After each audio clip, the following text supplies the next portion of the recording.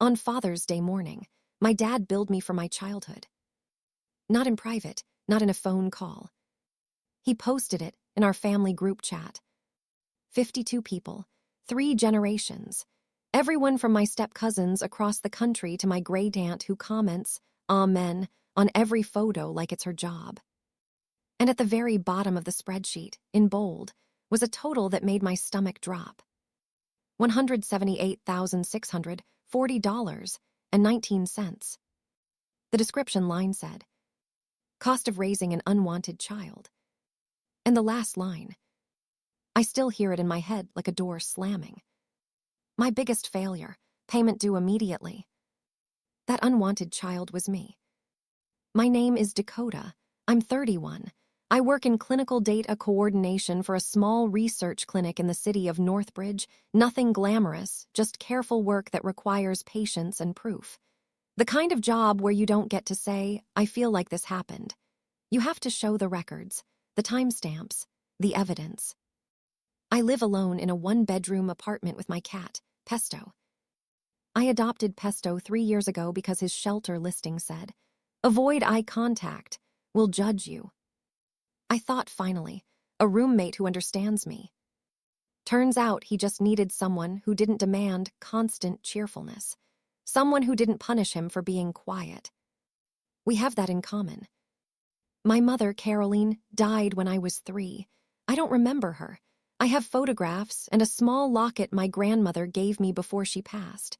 That's it. The rest of her exists in stories people tell when they want to sound gentle. My father, Asher Keller, remarried when I was 5.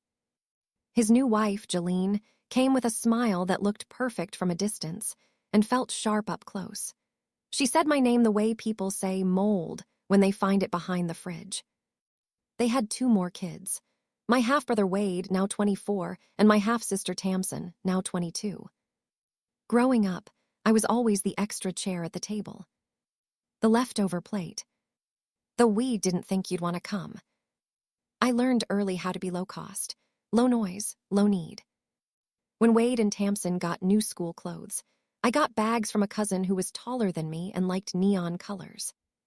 When they got sent to a private academy, I went to a public school 2 bus lines away. When they got orthodontic appointments and cute little brace colors, I got told, "Your teeth aren't that bad." I smiled with my mouth closed for years. And the entire time, I told myself this was normal. I told myself Asher was doing his best.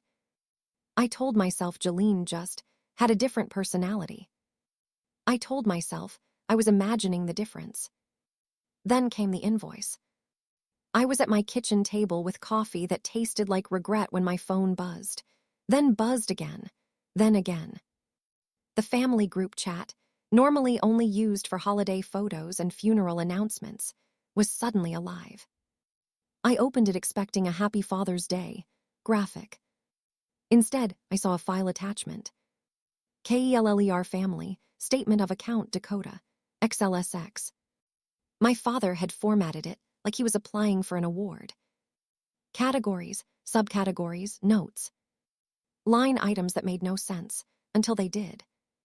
Shelter allocation, 18 years at $650 a month. Food and nutrition, conservative estimate. Utilities usage, excessive. Transportation to activities, unrequested. Emotional labor reimbursement. And under notes, he wrote, subject displayed minimal gratitude. Then, right above the total, he included a credit section that made my throat tighten. Discount applied due to subject self-sufficiency. As if my survival was a coupon. At the very bottom, payment due immediately. Sincerely, Asher R. Keller, father. I stared at it so long Pesto hopped onto the table, sniffed my phone, and like the tiny agent of chaos he is, knocked it into my coffee. I fished it out, wiped it on my shirt, and read the spreadsheet again. And again. And again. Because I kept thinking maybe my eyes were lying. But they were. The responses started coming in. Jolene reacted with a single icon, one of those celebratory ones like she was applauding a performance. Wade said nothing. Tamsin messaged me privately. What is this? Aunt Beverly wrote in the chat. Maybe this isn't the best place for personal matters. Uncle Morris read it and stayed silent. A few distant cousins responded with shocked reactions like this was entertainment. And then nothing.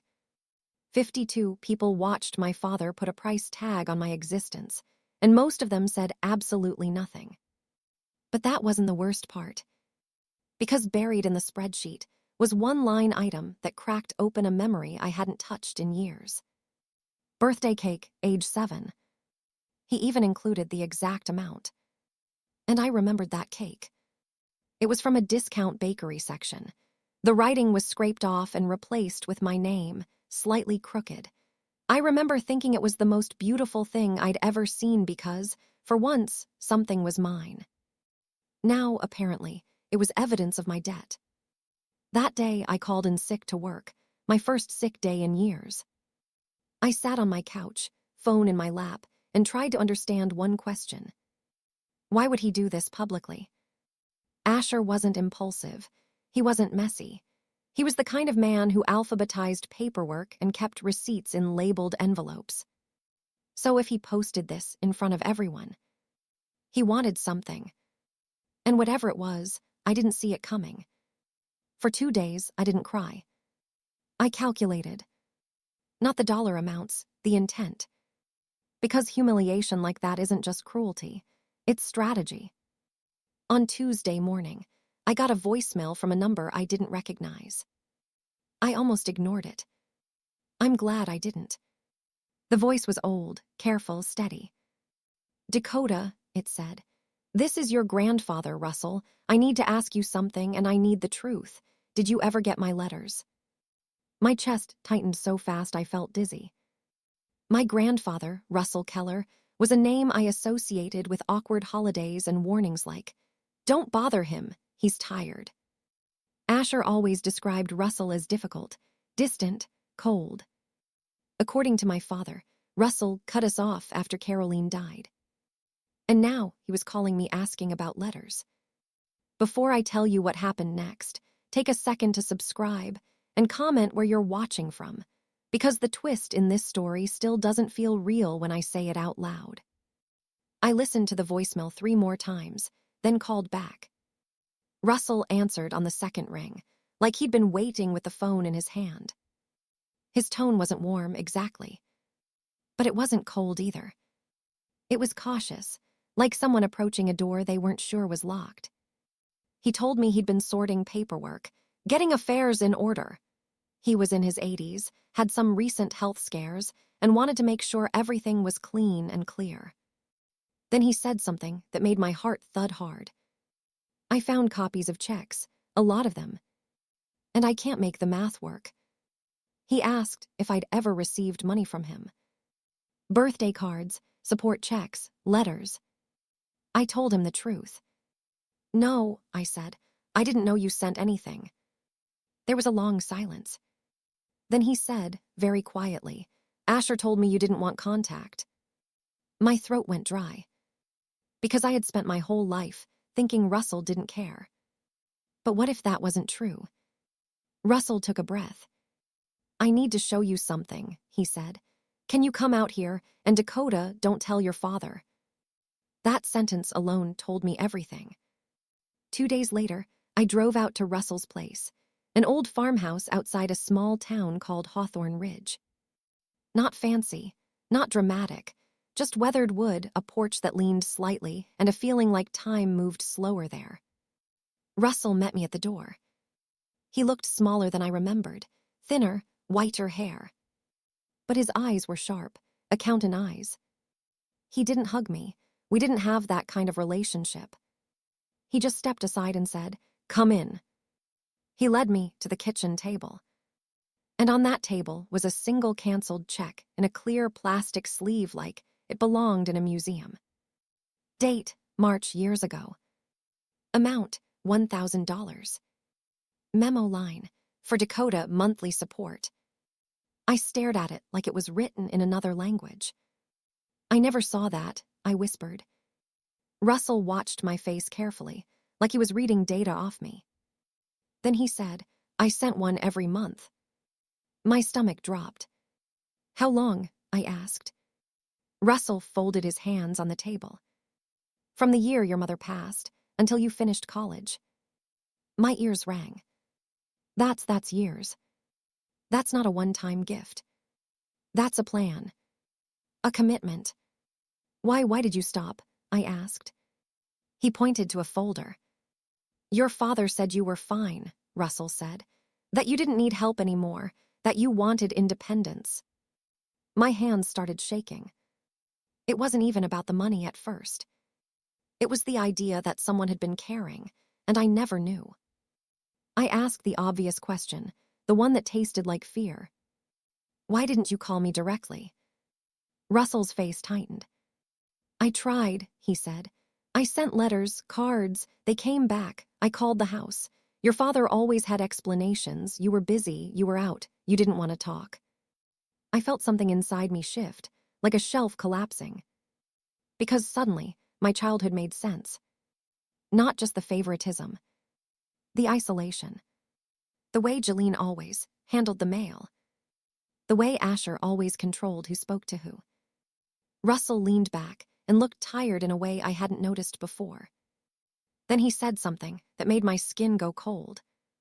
I think your father intercepted everything. I drove home that night with a copy of the check and a storm in my chest. But that wasn't the worst part.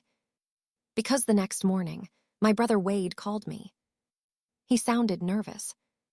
Hey, he said, can we meet, just coffee, talk? Part of me wanted to believe Wade was reaching out as a brother. Part of me remembered that Wade worked for Asher. Wade's paycheck, his confidence, his whole identity tied to our father. Still, I said yes. We met at a small diner off a highway, neutral territory. Wade was already there, sitting in a booth, tearing sugar packets open and closing them again without pouring them. We did the awkward small talk. Work, weather, how, pesto. Then Wade leaned forward and lowered his voice. So, have you talked to Grandpa Russell? My throat tightened. Why? I asked. Wade swallowed. Dad been stressed, he said. He says Russell is confused lately. That phrase, confused lately, hit my ears like a warning siren. I kept my face neutral. Wade pressed, did Russell show you anything? And here's the thing about being the extra kid. You grow up hungry for any sign that someone cares. So when Wade sounded like he wanted to understand, I told him. Not everything, but enough. I mentioned the checks. I mentioned the letters. And for a second, Wade's expression flickered, something like fear. Then he said, I gotta use the bathroom. He was gone for 10 minutes. When he came back, everything about him had changed. His shoulders were stiff. His eyes didn't meet mine. And his voice sounded rehearsed. I think you should be careful, Wade said. Grandpa might be mixing things up, Dad says. I stopped him. You called Dad, I said. Wade's face tightened. He didn't deny it. He just looked down and whispered, I didn't know what else to do. I paid for my coffee, stood up and walked out. I didn't yell. I didn't cry. But something quiet closed inside me. Because now I knew. If Asher felt threatened, he would move. And he would move fast. 24 hours later, Russell called me furious. Asher showed up here this morning, Russell said, with paperwork. My blood ran cold. Russell explained that Asher brought a stack of documents, claiming they were family business and helpful forms to support Russell as he aged. Russell read everything, every page, every line.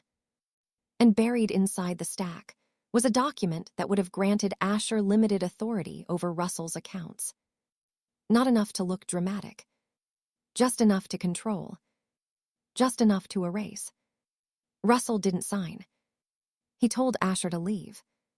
And when Asher did, he left angry. Russell's voice shook.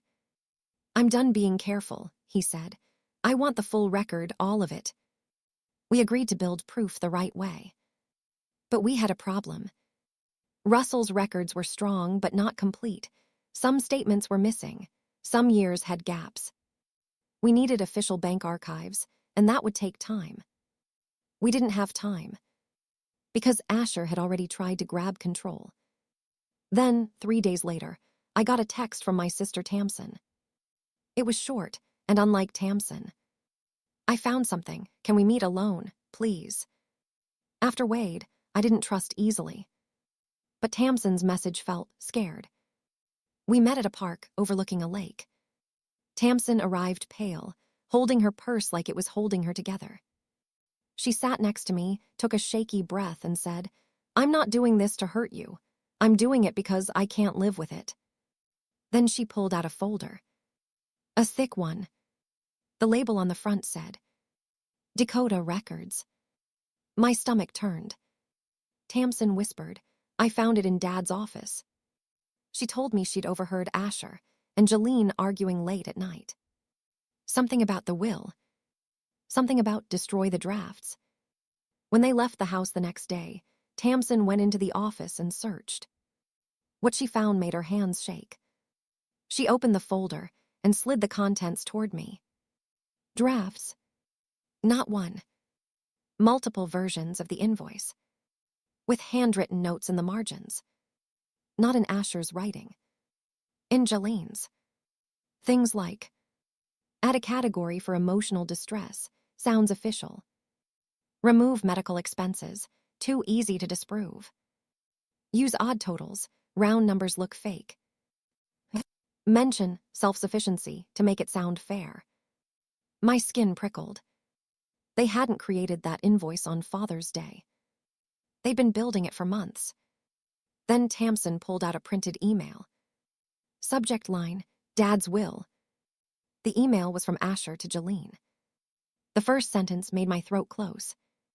"He's talking about meeting each grandchild. We need to act before Dakota gets any ideas." Tamsin swallowed hard. "And there's more," she whispered. At the bottom of the folder was a letter addressed to Russell. It was written in a soft, sweet tone.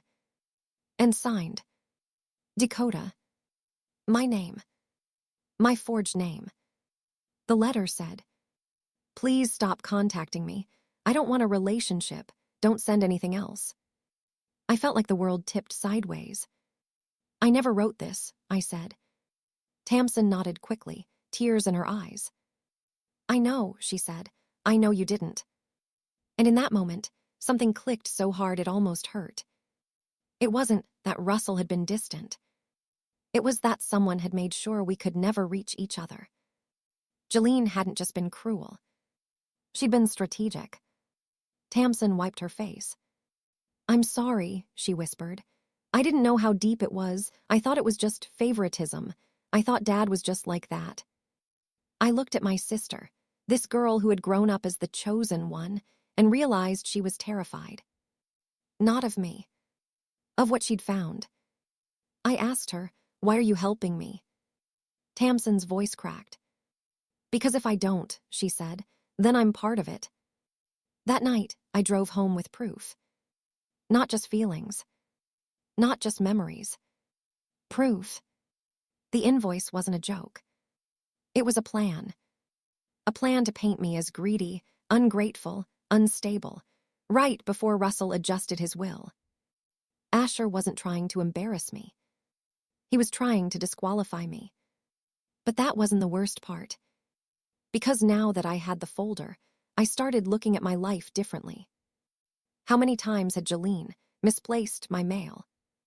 How many grandparents' gifts never arrived? How many times had I been told, nobody called, when someone probably did? And one question kept repeating. If they could forge my handwriting to Russell, what else had they done in my name? Russell and I met again 2 days later at his kitchen table. We spread everything out like we were building a case, which, technically, we were. Russell didn't get emotional. He got precise. He tapped the invoice drafts. "Your father thinks he's clever," Russell said, "but he's not an accountant." Then he looked at me.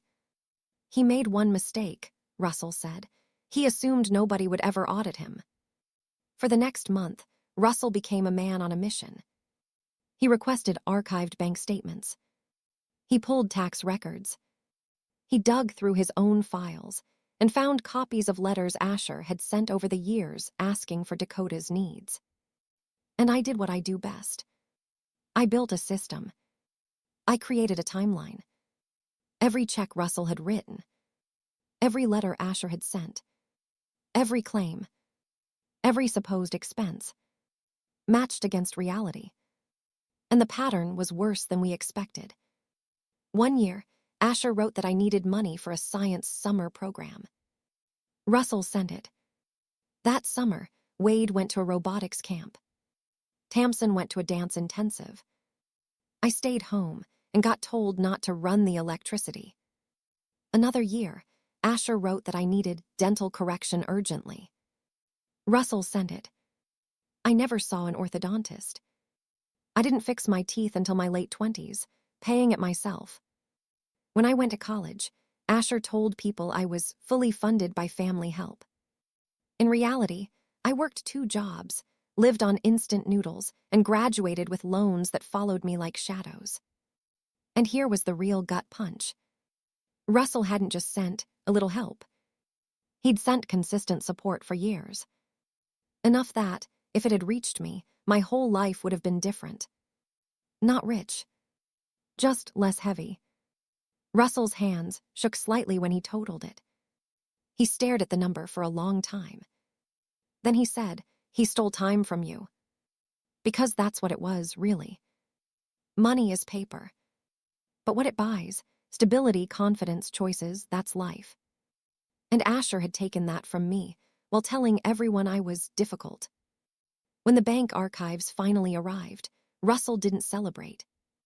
He just nodded once, like the last piece of a puzzle clicking into place. Then he made 2 appointments.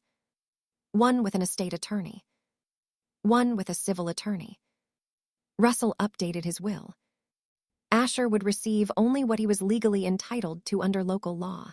No special shares, no family bonus, no access to Russell's property decisions. Russell named the grandchildren as beneficiaries. And he named me as executor. When Russell told me that, my stomach flipped. "Me?" I asked. Russell's eyes didn't soften, but his voice did. "You're the only one who checks facts," he said. "That matters." The civil attorney said we had options. A lawsuit would take time. A settlement would be faster. Russell wanted justice while he was still alive to see it. So we prepared for settlement, but we prepared like we were going to trial. Because here's what I learned watching Russell work. You don't win against a liar by yelling. You win by bringing documents. While we built our case, Asher grew louder. He started posting vague comments in the group chat. Some people don't understand sacrifice. Some people only show up when money is involved. I have my own receipts. But that wasn't the worst part. Because one evening, Tamsin called me in a panic. "They're blaming you," she whispered. "They're telling people you're extorting Grandpa, that you're manipulating him." My chest tightened. I wanted to scream. But instead, I did what Russell taught me. I stayed calm.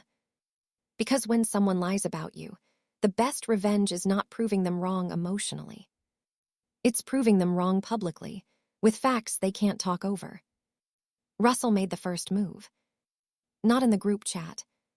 Not with a dramatic announcement. He started calling people, one by one. Aunt Beverly. Uncle Morris. Cousins. Family friends. And he said the same line to each person. "I have documentation. If you want to see it, come." Some came. Some refused. Some said, "I don't want to get involved." The family split, like most families do when truth threatens comfort. But the people who saw the documents, they went quiet. Because it wasn't one bad moment. It was a system. A pipeline. Money out, Dakota blamed, Asher praised. Then came the confrontation. Russell invited Asher to the farmhouse on a Saturday morning. Just the 2 of them. Russell didn't want me there. I don't want him using you as a shield, Russell said. This is between me and my son. I waited in my car down the road, hands clenched around the steering wheel, heart hammering like I was about to take an exam I didn't study for. An hour passed. Then another. Finally, Asher's truck pulled out fast. Too fast. Russell called me 10 minutes later. His voice sounded older, but steadier. It's done, he said. He can't deny it anymore. Later, Russell told me what happened. Asher tried denial first. Household expenses. She lived there, it counts. Russell countered with the memos. For Dakota, every month. Asher tried gaslighting. You're mixing things up. You're old. Russell replied, that's why I keep records. Asher tried anger. Then, when anger failed, he tried self-pity. And Russell, my quiet, distant grandfather, ended it with one sentence that I will never forget. You don't get to steal from a child and call it parenting. Then Russell told him about the will. Asher would get the minimum. Everything else would go to the grandchildren. Especially me. And then Russell told him about the civil claim. Damages. Interest. Fees. And the option to settle. Asher left without his usual confidence. Because for the first time in his life, someone had audited him. Over the next weeks, Jolene panicked. When the attorney mentioned the forged letter, Jolene's face, according to Tamsin, went tight like plastic wrap. And then she did what Jolene always does when consequences appear. She protected herself. She filed for divorce. Not because she felt sorry. Because she didn't want to go down with Asher's ship. Wade's situation collapsed too. His wife, Kelsey, confronted him after she saw some of the evidence. Did he know? Had he suspected? Wade admitted he'd felt something was off, but never asked questions. Because asking questions would mean choosing sides. And Wade had built his life on not choosing. Kelsey didn't scream. She just said, if you can watch this happen to Dakota, what would you watch happen to me? That question changed their marriage. Tamsin moved out soon after. Got a job across the state. Texted me sometimes. Not best friends overnight. But honest. And honesty is a beginning. Finally, 6 months after the invoice, we met in a conference room at the attorney's office to finalize the settlement. No dramatic shouting. No movie scene. Just paper, signatures, and consequences. Asher's attorney looked tired. Asher looked smaller. The settlement required Asher to pay me $275,000 over several years. Not the full amount Russell had sent, but enough to matter. Enough that Asher couldn't pretend it was nothing. To make those payments, Asher had to sell his business. He had to downsize. He had to stop playing the hero in his own story. And the strangest part, the man who once demanded, I pay him immediately, now had to pay me on schedule. A check every month. On time. Like a quiet apology that still wasn't an apology. I deposit them without ceremony. I don't celebrate. I don't gloat. Because this wasn't about winning. It was about balance being restored. Russell is still here. He moves slower now, but his mind is sharp. We spend weekends together. We cook. We talk. We do the small things that were stolen from me, one ordinary Saturday at a time. He taught me how to make his apple pie.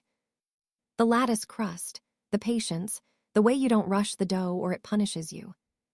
One afternoon, while we were cooking, Russell opened a drawer and pulled out an old birthday card. My name was written on it in careful handwriting. Inside was a crisp bill. Never touched. Never delivered. I kept them, Russell said. All the ones that came back I thought maybe someday. I swallowed the lump in my throat. I don't need the money from the card, I told him. I needed you. Russell cleared his throat like feelings annoyed him. Then he handed me the rolling pin. "The crust won't make itself," he said. And we cooked in silence. Not the painful silence of my childhood. A safe one. The kind you can only have when you know someone isn't going to disappear. As for Asher, I don't have a relationship with my father anymore. Not with a dramatic final speech. Just with a quiet boundary. Some doors don't need slamming.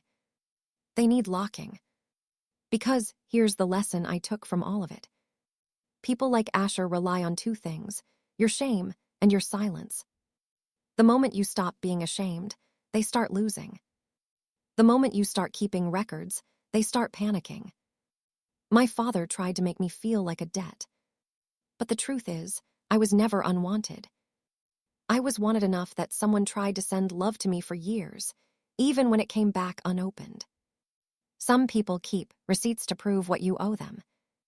And some people keep receipts because they never stopped believing you were worth it.